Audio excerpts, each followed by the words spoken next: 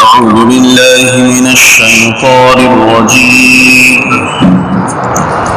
بسم الله الرحمن الرحيم. لم يكن الذين كفروا من أهل الكتاب والمشركين منفكين حتى تأتيهم البينة. رسول من الله يتلو صحفا مطهرة فيها كتب قيمة. وما تفرق الذين أوتوا الكتاب إلا من بعد ما جاءتهم البينة. وما أمروا إلا ليعبدوا الله مخلصين له الدين حنفاء ويقيموا الصلاة ويؤتوا الزكاة وذلك دين القيمة. إن الذين كفروا من أهل الكتاب والمشركين في نار جهنم خالدين فيها. أولئك هم شر البرية. إن الذين آمنوا وعملوا الصالحات أولئك هم خير البرية. جزاؤهم عند ربهم جنات عدن تجري من تحتها الأنهار خالدين فيها أبدا. رضي الله عنهم ورضوا عنه. ذلك لمن خشي ربه. صدق الله العظيم. محترم سامعین و ناظرین، اب آپ کے روبرو خطاب فرمائیں گے مہمان خصوصی حضرت مولانا مفتی قاسم صاحب قاسمی، خطیب و امام شاہی مسجد بلگام۔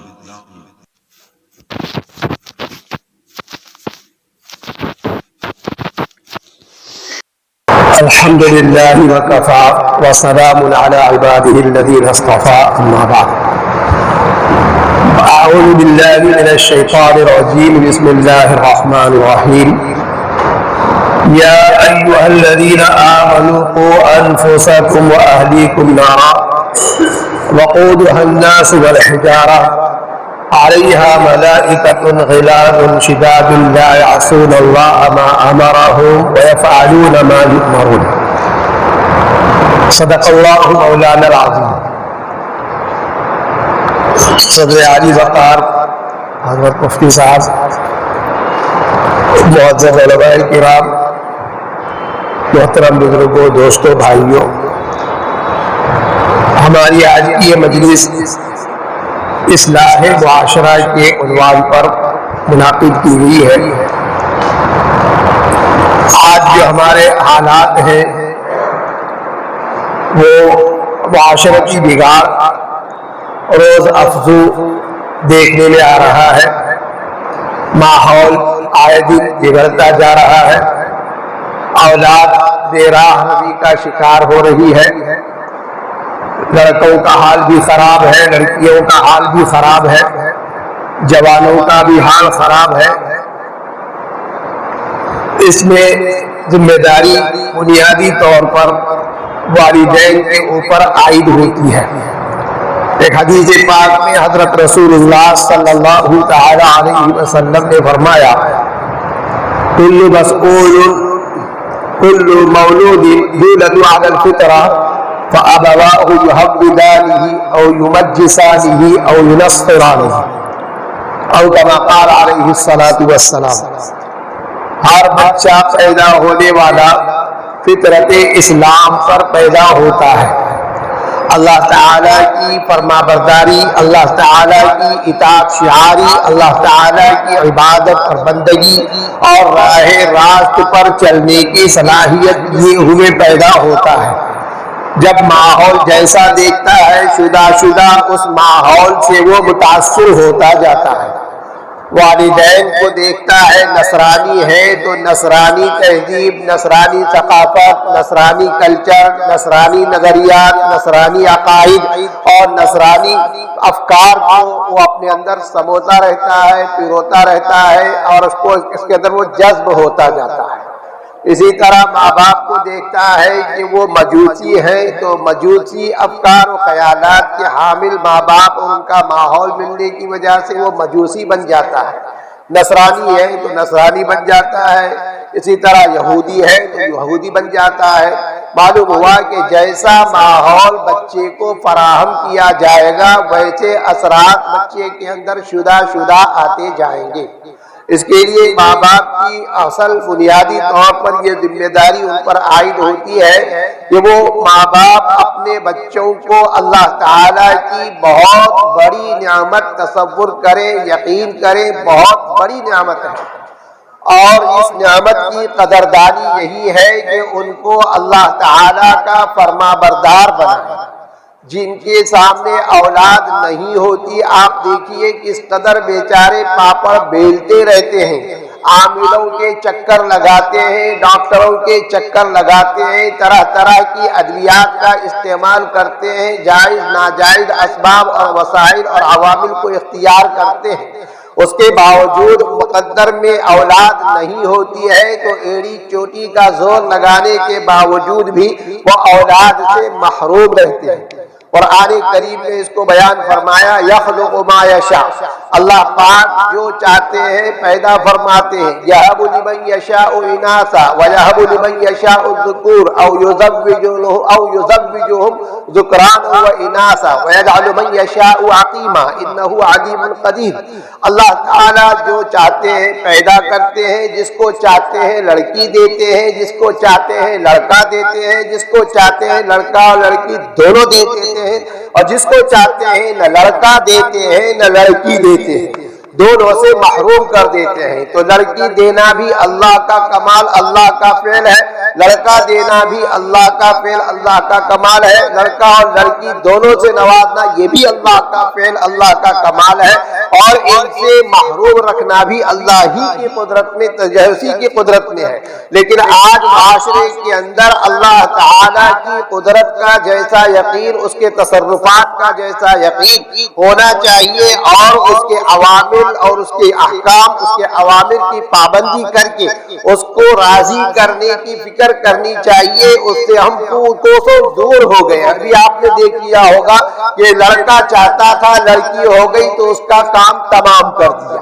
اس کو یہ پتا نہیں ہے کہ لڑکا دینا اللہ کی قدرت ہے، لڑکی دینا اللہ کی قدرت ہے۔ اللہ جس کو چاہتا ہے لڑکا دیتا ہے، جس کو چاہتا ہے لڑکی دیتا ہے۔ ہمارے اکابر میں بہت سارے ایسے اکابر ہیں جن کو زندگی بھر اولاد نہیں ہوئی۔ حضرت حاجی امداد اللہ مہاجر مکی رحمت اللہ علیہ بے اولاد رہے۔ حضرت حاجی امداد اللہ کے بعد حضرت مولانا اشرف علی صاحب تھانوی کو دیکھا جاتا ہے، علامہ شبیر احمد عثمانی کو دیکھا جاتا ہے، اور غالباً حضرت مولانا سید ابو الحسن علی میاں ندوی صاحب کا بھی یہی حال ہے، اور بھی دوسرے اکابر ہیں جن کو پوری زندگی ان کی جو ہے اولاد نہیں ہوئی ہے۔ ان کی دعاؤں کی وجہ سے، ان کی تعویذات کی وجہ سے ہو سکتا ہے اللہ دوسروں کو اولاد سے نوازا ہو، لیکن ان اکابر کو پوری زندگی اولاد نہیں ہوئی۔ تو معلوم یہ ہوا کہ اس میں کوئی دخل نہیں ہے، اصل جو ہے وہ اللہ کی ذات ہے۔ آج اس کی کمزوری کی وجہ سے ہمارے معاشرے کے اندر جو بگاڑ ہم دیکھتے ہیں کہ لڑکی ہوتی ہے تو سانس بھی جو ہے منہ بنا لیتی ہے، سسر بھی منہ بنا لیتا ہے، لڑکا بھی منہ بنا لیتا ہے، اور لڑکی بھی بھینچی بھینچی رہتی ہے، شرما حضوری کا شکار ہوتی ہے کہ میں کیسے اپنے ہمجولیوں میں بیٹی کی تولد کی، بیٹی کی ولادت کی کی خبر دوں۔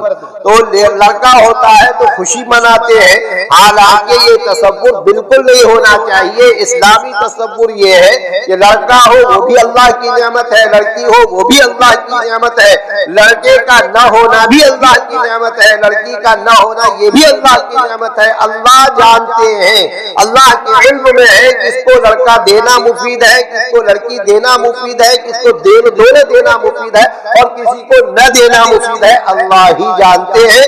ہمیں چاہیے وَالْقَدْرِ خَيْرِهِ وَشَرِّهِ مِنَ اللَّهِ تعالی، اچھا اور برا جس کو ہم اچھا سمجھتے ہیں وہ اور جس کو ہم برا سمجھتے ہیں وہ، ہر چیز کو اپنے اللہ کی طرف ہم منسوب کریں گے تو انشاءاللہ پرسکون زندگی گزاریں گے، اور جتنا ہم اپنے اوپر اس کو لیں گے اسی قدر اچھا سمجھیں گے، برا سمجھیں گے تو حالات کا شکار ہوتے جائیں گے۔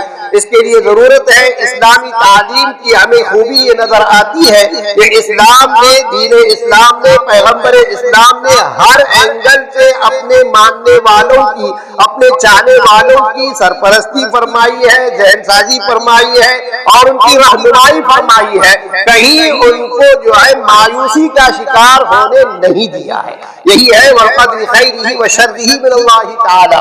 اور قرآن کریم میں صاف فرما دیا کہ انسانی زندگی جو ہے وہ جہد مسلسل کا نام ہے۔ لَقَدْ خَلَقْنَا الْإِنسَانَ فِي كَبَدٍ، کہ ہم نے انسان کو کبد میں پیدا کیا ہے، مشقت میں پیدا کیا ہے۔ مشقت کا آنا انسان کے ساتھ اس کے لوازمات میں سے ہے۔ انسان کا علوم ہوتا ہے، وہیں سے مشقتوں کا سلسلہ دراز ہوتا رہتا ہے، یہاں تک کہ تولد ہونے تک کیسے کیسے مراحل سے جو ہے عورت گزرتی ہے، گھر والے گزرتے ہیں، اور پھر اس کے بعد پیدائش سے لے کر کے اس کے ہوش سنبھالنے تک جو حالات ہوتے ہیں، کھٹائی ہے، مٹھائی ہے، پٹائی ہے اور بیماری ہے، یہ تمام کے تمام جو عوارض آتے ہیں اس سے کتنی حالات کا شکار ہو جاتا ہے۔ ایک فرد نہیں ہوتا، پورا خاندان ہوتا ہے، تو گھر کے افراد ہوتے ہیں، ہر طرح کی جو ہے اس میں ہر طرح کے لوازمات کو پیش نظر رکھا جاتا ہے، تب کہیں جا کر، اور یہ سلسلہ مرنے تک رہتا ہے۔ ایسا نہیں ہے کہ ایک مرتبہ پیدا ہو گیا تو حالات نہیں آتے ہیں، جی طرح طرح کی مصیبتوں کا شکار انسان ہوتا ہے، حالات کا شکار ہوتا ہے، ناگوار حالات سامنے آتے ہیں، خوشگوار سامنے حالات آتے ہیں، اور یہ حالات کا آنا جانا اللہ تعالی کی قدرت کو سمجھنے کے لیے کافی سے زیادہ ہے۔ اسی وجہ سے حالات ہم کو گھبرانا نہیں چاہیے۔ ہم جن حالات میں رہتے ہیں ان حالات میں ہمیں اللہ سبحانہ و تعالی کی طرف متوجہ رہنا چاہیے۔ خوشی کا حال ہے تو شکر کے ساتھ اللہ کی طرف متوجہ رہے، ناخوشی کا حال ہے، غمی کا حال ہے تو صبر کے ساتھ اللہ کی طرف متوجہ رہے، راحت کی حالت ہے تو شکر کے ساتھ متوجہ رہے، اور اگر مصیبت کی حالات ہے تو صبر کے ساتھ اللہ کی طرف متوجہ رہے، عزت کی حالت ہے تب بھی اللہ کے ساتھ ہم جو ہے وابستہ رہے، ذلت کی حالت ہے تب بھی ہم اللہ کے ساتھ وابستہ رہے، نقصان کی حالت ہے تب بھی ہم اللہ کے ساتھ وابستہ رہے، نفع کی حالت ہے تب بھی ہم اللہ کے ساتھ وابستہ رہے۔ ہر حالت میں ہم امتحان کی کیفیت میں ہیں، تو امتحان جو ہوگا عند الامتحان یکرم الرجل او یعان، جب امتحان ہوتا ہے تو اس میں انسان کا یا تو اکرام ہوتا ہے یا اس کے ساتھ توہین کا سلسلہ چلتا ہے۔ پاس ہوگا تو اکرام کیا جائے گا، فیل ہوگا تو توہین و اہانت سے اس کو دو چار ہونا پڑتا ہے۔ تو انسان جو ہے ہماری پوری زندگی جہد مسلسل کا نام ہے۔ ہمیں چاہیے کہ ہر حالت میں اپنے اللہ کے تعلق کو مضبوط کریں، اپنے اللہ سے ہر حال میں ہمیں جو ہے اللہ سے وابستگی رکھنی چاہیے، اور یہی سبق ہمیں دیا گیا، پڑھایا گیا، لا الہ الا اللہ، اللہ کے سوا کوئی جی لگانے کے قابل نہیں ہے، اللہ کے سوا اطمینان کی دولت دینے والا کوئی نہیں ہے، اللہ کے سوا راحت سے ہم کو سرشار کرنے والا کوئی نہیں ہے، اللہ کے سوا ہمارے مسائل کو حل کرنے والا کوئی نہیں ہے، اللہ کے سوا ہم کو پریشانیوں کے دلدل سے نکالنے والا کوئی نہیں ہے، اللہ کے سوا عبادت و پرستش و بندگی کے لائق کوئی نہیں ہے۔ اس لیے کہ اللہ سبحانہ و تعالی کے اندر جو خوبیاں ہیں، جو کمالات ہیں، ایسی خوبیاں اور کمالات میں تمام کی تمام مخلوقات خالی ہیں۔ کسی بھی مخلوق کے اندر اللہ کے کمالات کا ایک رتی برابر بھی کوئی حصہ نہیں ہے۔ اللہ اللہ ہے، عبداللہ عبداللہ ہے، یہ ذہن سازی ہمیں پہلے سے ہی کرائی گئی۔ ہمارا کوئی کچھ نہیں ہے، سب کچھ اللہ سبحانہ و تعالیٰ کا ہے۔ جب ہم یہ سوچیں گے کہ ہر چیز جو بھی کیفیت آ رہی وہ اللہ کی طرف سے آ رہی ہے، اگر اس طرح کی ذہن سازی ہوگی تو یہ طلاق کا جو سلسلہ چل رہا ہے، لڑکی میں چاہتی نہیں تھی، لڑکا چاہتی تھی، تو یہ جو ہے لڑکا نہیں پیدا ہوا، لڑکی پیدا ہوئی، تو جس کی وجہ سے آنا جانا بھی بند ہو جاتا ہے، سلام کلام بھی بند ہو جاتا ہے، اور جائیداد و دہیج کا سلسلہ بھی موقوف ہو جاتا ہے۔ یہاں تک کہ کٹائی کی نوبت آتی ہے، چھٹائی کی نوبت آتی ہے، طلاق کی نوبت آتی ہے، خلا کی نوبت آتی ہے، لڑائی جھگڑے کی نوبتیں آ رہی ہیں۔ کیوں کہ ہم نے جو ہے اپنے سمجھا کہ یہ جو کچھ ہو رہا ہے یہ ہمارے سے ہو رہا ہے، ہم سے کچھ نہیں ہو رہا ہے۔ اللہ سبحانہ و تعالی تمام کے تمام کاموں کے جو ہے وہی کارساز ہے، لہذا ہم اللہ کی ذات کو مضبوط پکڑیں گے تو اس طرح معاشرے کے اندر جو پھیلی ہوئی گندگی ہے انشاءاللہ اس کا انسداد ہو سکے گا۔ لیکن آج دیکھیے اللہ کی طرف ہماری کوئی توجہ نہیں ہے، اللہ کے تصرفات کی طرف ہماری کوئی توجہ نہیں ہے، اور اس میں بڑی جو ہے کوتاہی ہو رہی ہے۔ اصلاح معاشرہ کے عنوان پر ہمیں اس کو بھی سمجھنا ضروری ہے۔ اولاد کی تربیت جو نے بتایا کہ اولاد کی تربیت ایسی کرے کہ اولاد ہماری آنکھوں کی ٹھنڈک ہو۔ ہماری آنکھوں کی ٹھنڈک اولاد کب ہوگی؟ جب کہ ہم حضرت رسول اللہ صلی اللہ تعالی علیہ وسلم کی پیش کیے ہوئے نظام تربیت سے اپنی اولاد کو، نظام تعلیم سے اپنی اولاد کو آراستہ کریں گے تو وہ ہماری آنکھوں کا ٹھنڈک کا سامان بنے گی۔ جیسے کہا کسی نے، عجب رشتے نبھاتے ہیں میرے بچے الگ رہ کر، کبھی جاتا ہوں ملنے تو ملاقاتی سمجھتے ہیں۔ آج کی صورتحال کیوں کہ ہم نے اپنی اولاد کو اپنا مقام نہیں بتایا، اپنا مرتبہ نہیں بتایا۔ اسلام نے باپ کا جو مقام بتایا ہے، ماں کا جو مرتبہ بتایا ہے، الجنت تحت اقدام الامہات، جنت ماؤں کے قدموں کے نیچے ہے۔ معلوم ہوا اولاد کی عزت، اولاد کی کامیابی، اولاد کی سرفرازی، اولاد کی فتح مندی اور اولاد کی نیک نامی ماں باپ کے قدموں میں چلنے میں، ماں باپ کے قدموں کے نیچے رہنے میں ہے۔ لیکن یہ تربیت اور تعلیم نہ ہونے کی وجہ سے ماں باپ کے سروں کے اوپر مونگ ڈل رہی ہے۔ اولاد آج کی یہ سمجھتی نہیں کہ اولاد جو ہے، اولاد نہیں سمجھتی ہے کہ ماں باپ کا کیا مقام ہے۔ مجھے دارالعلوم دیوبند میں پڑھنے کے زمانے میں استاد محترم حضرت مفتی یوسف صاحب دامت برکاتہم کے ساتھ ان کے گھر تاولی جانے کا اتفاق فوقتاً ہوا کرتا تھا۔ ایک مرتبہ چلتے چلتے سرے راہ میں نے دیکھا چلچلاتی دھوپ کے عالم میں ایک بوڑھے میاں پسینے میں شرابور ہیں، وہ سامنے سے آ رہے ہیں اور رنگ کے گورے چٹے نہیں ہیں، کالے کلوٹے ہیں اور پسینے میں شرابور ہیں۔ حضرت استاد محترم آگے بڑھتے ہیں اور بڑھ کر سلام کے بعد ان کی پیشانی کا بوسہ لیتے ہیں اور کہتے تاؤ پہچانا بھی؟ تو کہتے ہیں ہاں پہچانو، اجمو کانا تو، کیا کہتے ہیں اجمو کانا تو حضرت جو ہے بہت آگے بڑھ کر کے ان کا جو ہے بوسہ لیتے ہیں۔ پھر مجھے بتاتے ہیں یہ صاحب میرے ابا حضور کے ملنے والے ہیں۔ اور ابا حضور نہیں ہے، بڑے ابا نہیں ہے، دادا نہیں ہے، ابا کے دوست ہیں، ابا کے ملنے والے ہیں۔ اور حدیث میں آتا ہے باپ کے ساتھ بھلائی اور نیکی یہ ہے کہ باپ کے مرنے کے بعد اس کے ملنے والوں سے اکرام کا برتاؤ کیا جائے، احسان کا برتاؤ کیا جائے، عزت کا برتاؤ کیا جائے۔ یہ چونکہ دینی تعلیم کے جوہر سے آراستہ تھے تو باپ کے دوست کے ساتھ یہ اکرام تھا۔ بتائیے آج ہمارا کیا حال ہے؟ ہم خود باپ کو جو ہے باپ سمجھتے ہیں، کیوں کہ ہم نے اولاد کو خود بتایا نہیں کہ باپ کا کیا مقام ہے۔ الجنت تحت اقدام الامہات والاب اوسط ابواب الجنہ، باپ جنت کے دروازوں میں سے بیچ کا دروازہ ہے۔ اس طرح مقام بتایا، خالہ کا مقام بتایا، خالہ کا درجہ ماں کے برابر ہے، چچا کا مرتبہ باپ کے برابر ہے۔ اس طرح سے اکرام اور احترام کی فضا قائم کیا دین اسلام نے، لیکن ہماری ہم نے تربیت اپنی اولاد کی صحیح دینی نہج نہ کرنے کی وجہ سے آج یہ صورتحال ہے۔ ماں باپ کا وجود اولاد کے لیے کانٹوں سے بھرا ہوا ہے۔ قدم قدم پر روکنا ٹوکنا ان کو برداشت نہیں ہوتا، بلکہ آج کے ماحول ہے، حسرات ہیں، اگر یوں کہا جائے ناصحہ مت کر نصیحت دل میرا گھبرائے ہے، میں اسے سمجھوں دشمن جو مجھے سمجھائے ہے، چاہے وہ امی سمجھائے یا ابا سمجھائے، نانا سمجھائے یا نانی سمجھائے، چچا سمجھائے یا بڑے ابا سمجھائے، مجھے وہ دشمن نظر آتے ہیں۔ تو ہم نے بچپن سے اپنے بچوں کی تربیت دینی نہج پر نہیں کی ہے، جس کی وجہ سے ہم دیکھتے ہیں چھوٹے بچے جب ان سے سوالات کیے جاتے ہیں تو ان کو کہتے ہیں تم فیوچر میں کیا بنو گے، تو وہ کس کا نام لیتے ہیں؟ ذرا بتائیے کس کا نام لیتے ہیں؟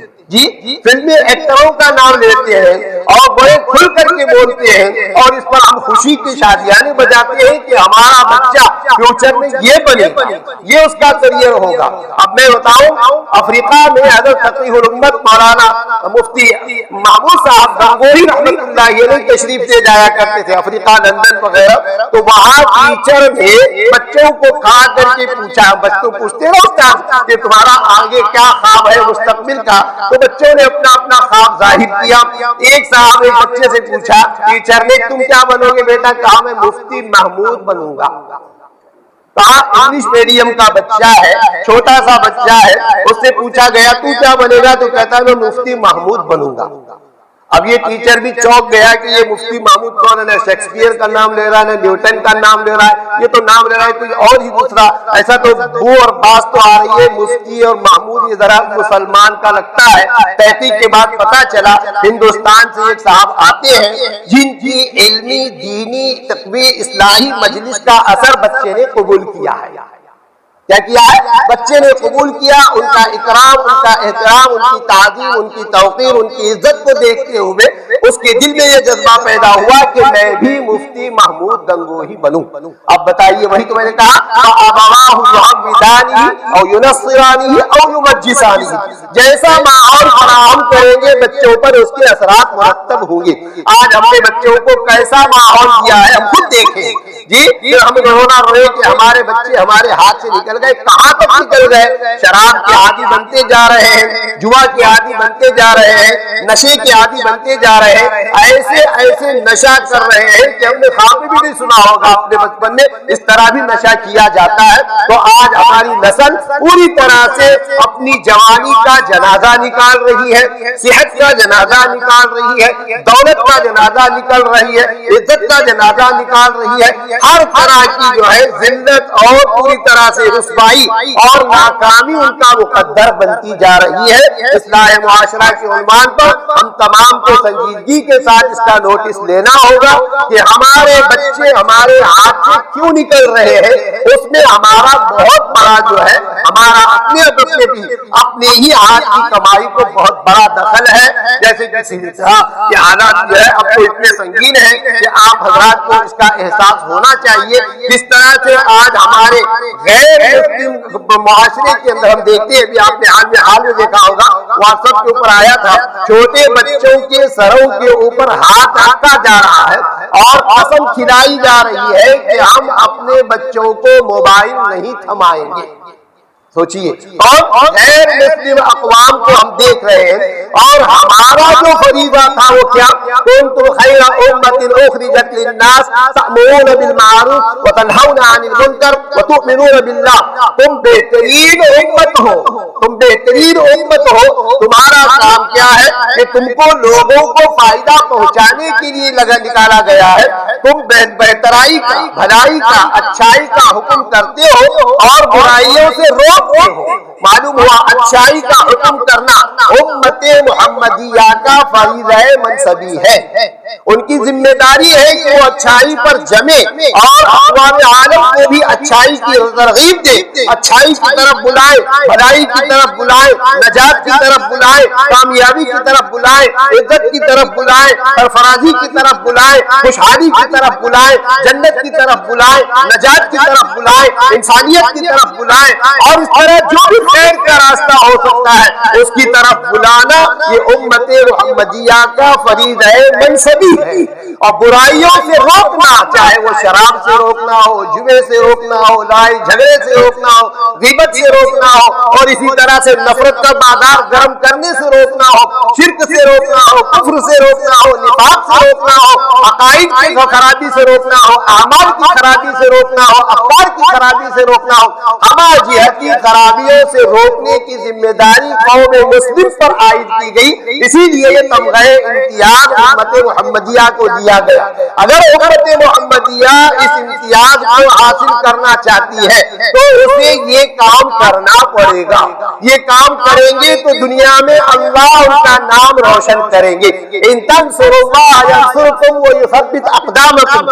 اگر تم اللہ کے دین کی مدد کرو گے تو اللہ تمہاری مدد کریں گے اور تمہارے قدموں کو تمہارے معاندین اور مخالفین کے مقابلے میں جمع دیں گے. تو آج ہم اللہ کے دین کی کتنی خدمت کر رہے ہیں. ہم خود اپنے گریبان میں جھانک کر دیکھیں. سر کے بالوں سے لے کر پیر کے ناخن تک نعمتوں کے سمندر میں ڈبو دینے والے اللہ کی دین کی محبت اور دین سے رغبت اور دین کی طرف اور دین کا ولولہ ہمارے دلوں میں کتنا ہے.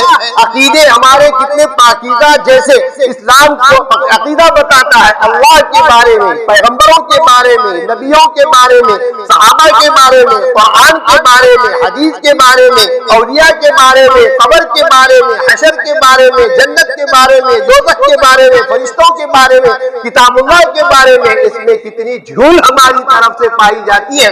عقائد کے بعد جو نمبر آتا ہے نمازوں کا، عبادات کا.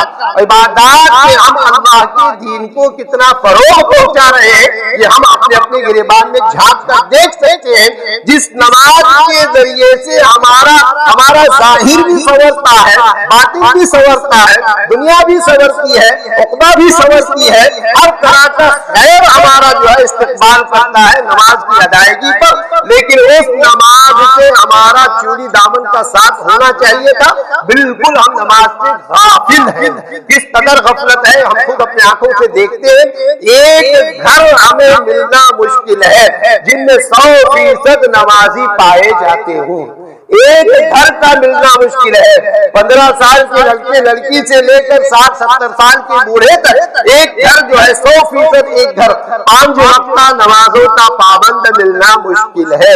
یہ ہماری عبادات کا حال ہے. تو بتائیے اللہ کے دین کی خدمت ہم سے کہاں ہو رہی ہے؟ اللہ کی عبادت کا فریضہ ہم کتنا ادا کر رہے ہیں؟ جب ہم اللہ کے دین کی محنت سے جی چرائیں گے تو کیا اللہ ہماری نصرت کریں گے؟ ان ینصرکم اللہ فلا غالب لکم. اگر اللہ تمہاری مدد کرنے پر آئے تو تم پر کوئی غالب نہیں آ سکتا. وَإِن يَخْذُلْكُمْ فَمَنْ ذَا الَّذِي يَنصُرُكُم مِّن بَعْدِهِ. اگر اللہ تم سے اپنی مدد کا ہاتھ کھینچ لے تو اللہ کے بعد کون ہے جو تمہاری مدد کر سکتا ہے؟ آج دیکھو مسلمانوں، میرے بھائیوں، بزرگوں، دوستوں، ہم شکوہ کرتے ہیں کہ حالات ایسے کیوں ہیں. تو ہمیں اپنا آئینہ دیکھنا چاہیے. اپنے اکابر اور اسلاف کے طرز عمل، طرز حیات، طرز زندگی میں، ان کے پاکیزہ فکروں، ان کے پاکیزہ جذبات کے آئینے میں ہم اپنی صورت دیکھتے ہیں کہ مسلمان کہلانے کے لائق بھی نظر نہیں آتے ہیں. اللہ معاف فرمائے. جس کو کسی نے کہا شور ہے کہ ہو گئے دنیا سے مسلمان نابود، ہم یہ کہتے ہیں کہ تھے بھی کہیں مسلم موجود. وضع میں تم ہو نصارا تو تمدن میں حنود. یہ مسلمان ہیں جنہیں دیکھ کے شرمائیں یہود. یوں تو سید بھی ہو، مرزا بھی ہو، افغان بھی ہو، تم سبھی کچھ ہو، بتاؤ تو مسلمان بھی ہو. تو کہتے ہیں منفعت ایک ہے، اس قوم کی نقصان بھی ایک ہی سب کا نبی، دین بھی، ایمان بھی ایک، حرم پاک بھی، اللہ بھی، قرآن بھی ایک. کیا بڑی بات تھی ہوتے جو مسلمان بھی ایک. فرقہ بندی ہے کہیں اور کہیں جاتے ہیں، کیا زمانے میں پنپنے کی یہی باتیں ہیں. اپنی ہلاکت، فلاکت، تباہی، بربادی کے تمام اسباب ہم نے اکٹھے کر لیے ہیں. اللہ معاف فرمائے. اتنے تمام اسباب، مہلک اسباب کو اختیار کرنے کے باوجود ہمارا زندہ رہنا، کھانا پینا، اٹھنا بیٹھنا، چلنا پھرنا، کمانا، یہ اللہ کا فضل ہے، اللہ کی طرف سے فیضان ہے. اور رسول پاک علیہ الصلوۃ والسلام کی دعاؤں کا ثمرہ ہے، ورنہ ہم نے اپنے وجود کو تحس نحس و نیست و نابود کرنے کے جو کچھ اسباب ہو سکتے تھے وہ سب بطریق عتم اختیار کر چکے ہیں۔ اللہ ہمارے قصور کو معاف فرمائے، اللہ ہمارے جرم کو معاف فرمائے۔ میرے بھائیوں، بزرگوں، دوستوں، حالات آئے دن بگڑتے جائیں گے، لیکن ہمیں اپنے اللہ کا دامن نہیں چھوڑنا ہے، اپنے قرآن سے وابستگی نہیں چھوڑنا ہے، اپنے اللہ سے دعا مانگنے کا سلسلہ ترک نہیں کرنا ہے۔ بتاؤ اس در کو چھوڑ کر کہاں جاؤ؟ کون ہے تیرا دونوں جہاں میں، نظر کو گھما دے زمین آسمان میں؟ بتا کون ہے تیرا دونوں جہاں میں، نظر کو گھما دے زمین